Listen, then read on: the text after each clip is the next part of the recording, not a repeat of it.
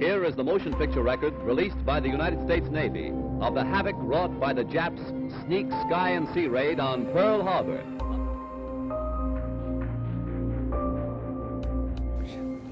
On that day of the attack, I looked at it as, hey, what's happening? You know, what's going on? Is this fun or this is something new? You know, looking at the site where we grew up, you know, like the fish ponds, you know, where I'm missing my friends, but I'm just kind of thinking, hey, where is he? You know, he was there with me. And then when we see, you know, some of the things as I saw the boats picking up the survivors and people like that, it's just that, well, how awful can war be? You know, why is this happening? And what can we do about it? Yeah, my name is Jimmy Lee. They call me Jimmy. I like to be called Jimmy. And, you know, I was born and raised here in the country area on the island. And, you know, it was a youngster that happened. But anyway, I served in the Army.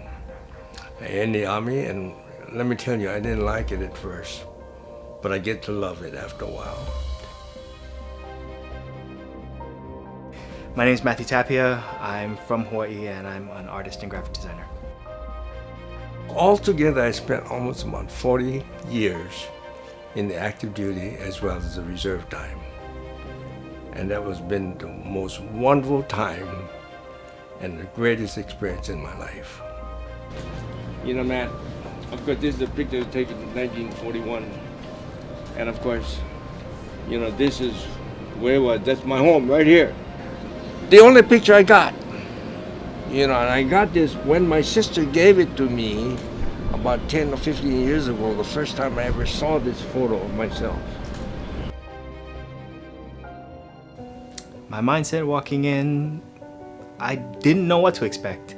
To be honest, I just thought that approaching it as if it was a blank slate would be the easiest thing to do.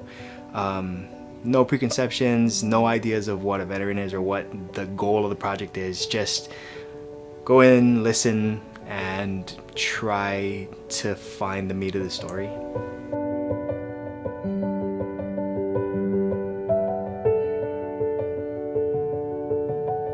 You know, from day one when I heard of this project, I said, I do not know how I can fit.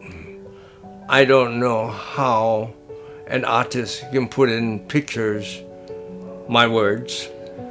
It was something that I said it would be only a miracle if they could do this.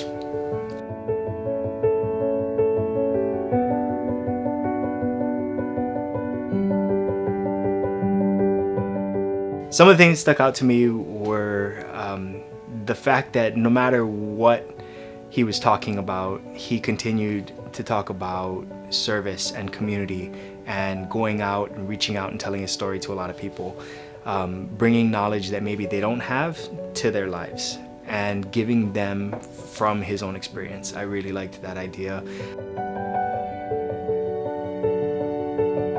I felt that my story could never be put in pictures. This is what I've expected in the beginning.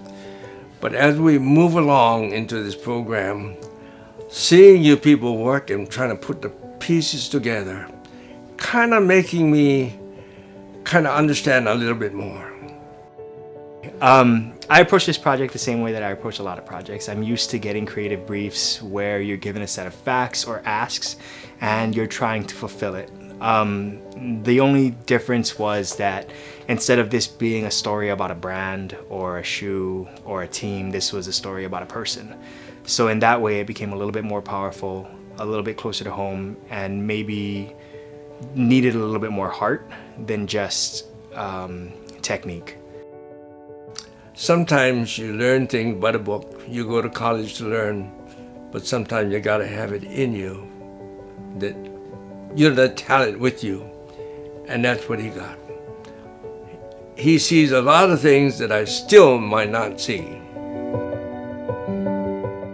Some of the main things that I focused on with the design are Jimmy's catchphrase, long story short. And that's a big part of taking this one design, this one t-shirt, and stretching it to represent his whole story. And that's really like a strong way to do it, by using that phrase, long story short, because we're making his giant long story into something concise that you're gonna wear on a t-shirt and hopefully you're gonna think it's cool.